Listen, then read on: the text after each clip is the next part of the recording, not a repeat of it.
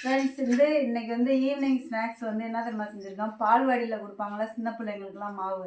அது என் தம்பி பொண்ணுக்கு கொடுத்த மாவு வாங்கிட்டு ஒரு கேக்கு செஞ்சுருக்கோம் பாருங்கள். இது எப்படி நல்லா வந்திருக்கான்னு பார்ப்போம். ஃபஸ்ட் டைம் கேக் செஞ்சனால கொஞ்சமாக சின்ன ட்ரேயில் செஞ்சுருக்கேன். நல்லா வந்துச்சுன்னா நிறையா செய்யலான்னு செஞ்சுருக்கோம். வாங்க எப்படி பார்ப்போம், எப்படி இருக்குன்னு பார்ப்போம். ஓரத்தெல்லாம் கட் பண்ணிவிட்டு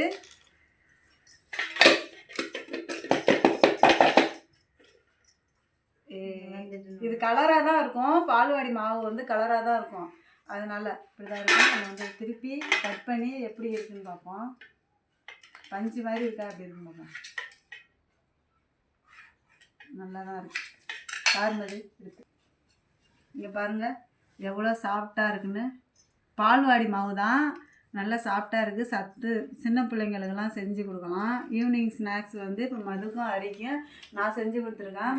பால்வாடியில் கொடுக்குற மாவு வேஸ்ட் பண்ணாமல் இதை மாதிரி ஏதாவது டிஃப்ரெண்ட்டாக செஞ்சு கொடுங்க, சாப்பிடுங்க பிள்ளைங்க. ஓகே ஃப்ரெண்ட்ஸ், நெக்ஸ்ட் ஒரு ஈவினிங் ஸ்நாக்ஸில் பார்ப்போம். பாய்.